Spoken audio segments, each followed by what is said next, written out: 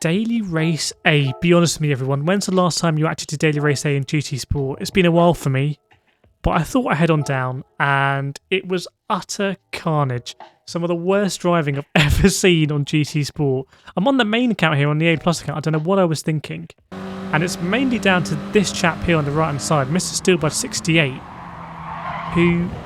This is the first race of the evening, and he just kind of popped onto my radar here.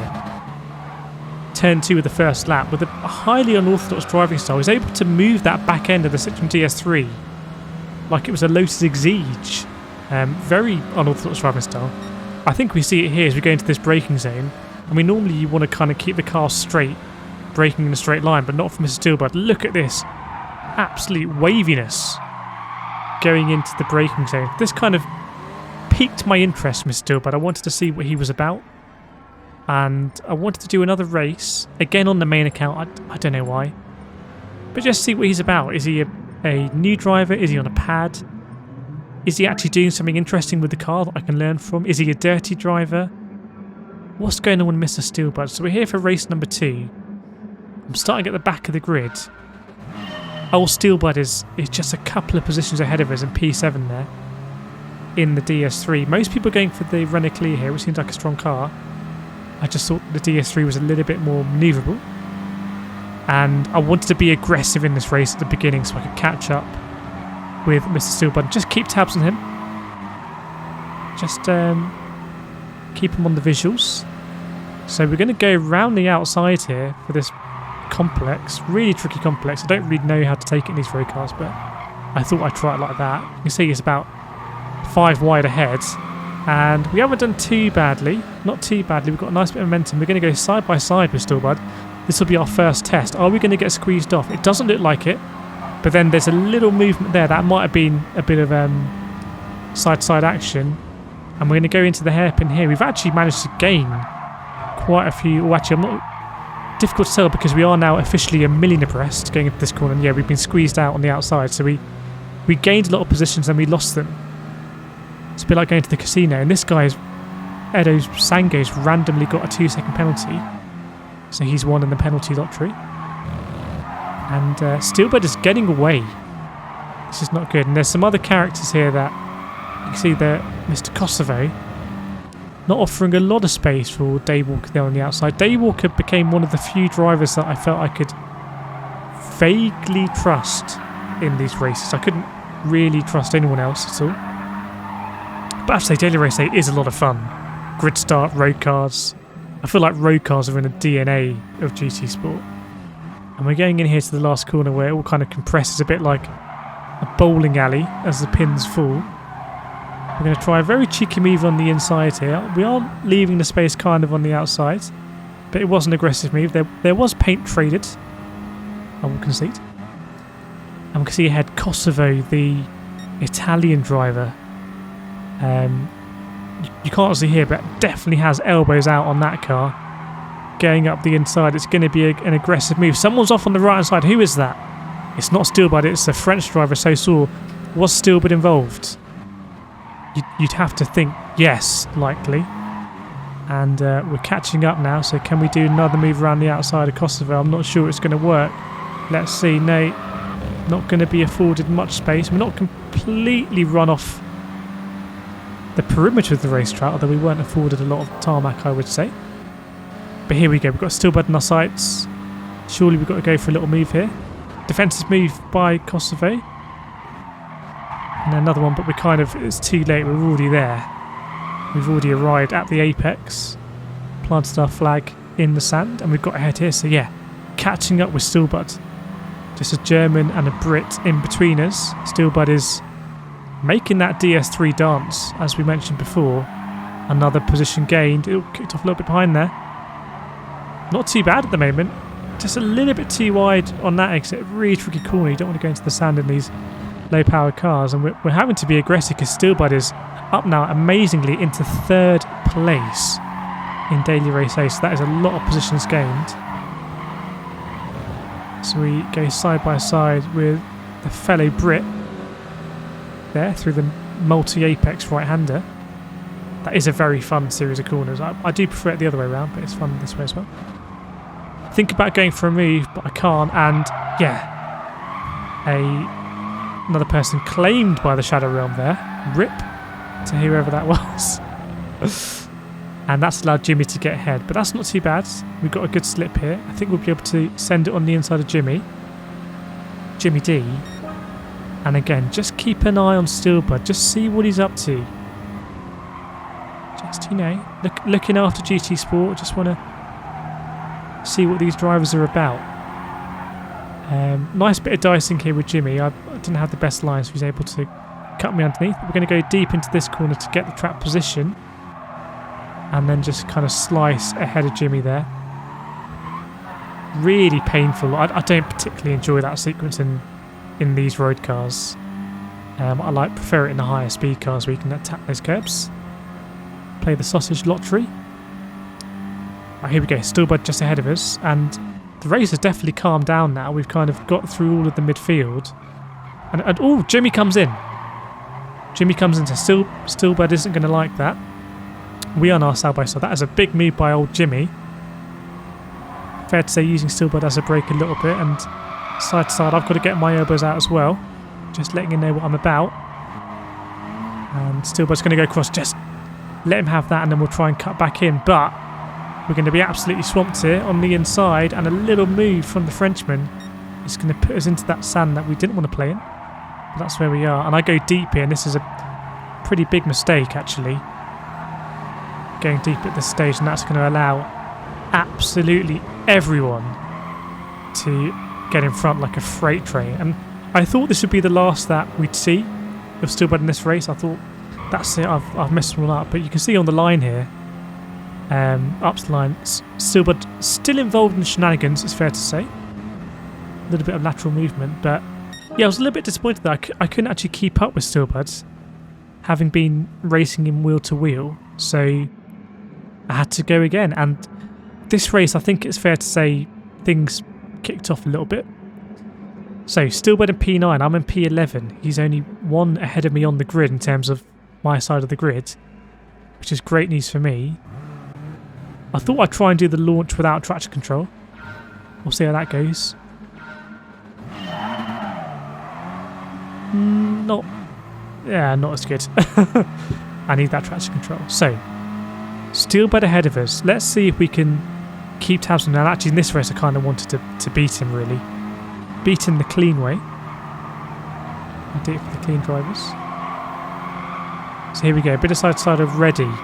Steelbud is getting away. I'm going to have to be aggressive again on the way in. Daywalker kind of lets me go. Maybe he's pressing. And Steelbud gets knocked out there to the right hand side. Steelbud is in a bad way. He's going to drop right back and lose a lot of positions. Although not a lot of track time. It's kicked off a little bit ahead. I've got a poor exit. Daywalker is now ahead of me. And I can't shake him. He's still here. Steelbud. Right behind me. Is he going to go for the move or not? I kind of go defensive. I do go defensive. A little bit of contact with Steelbud. That's okay. That's the way he breaks in there. And then nudged out a little bit on exit, I would say, from old Steely there. But not too bad. We're still behind him. We can see the pack. That's okay. A lot of black cars in this race. That is the paint of choice. He's still taking a very narrow line, and actually he's going to pay the price for that. I don't think that was, and I almost followed him off. Probably watching it, but he was so aggressive he almost punted himself into the sand. So there is a degree of irony there. But this is going to mean that we are definitely going to finish ahead of Steelbud in this race, or so I thought. Not to give anything away. And now I can now, just checking where he is, but really that is too far back for Steelbud. So we can think about what's going to happen ahead of us in this race. There's Daywalker in the Golf. A couple of cars are going wide. I think about sending up the inside. I do send up the inside. Bit of a strong move. I do lean on Daywalker there.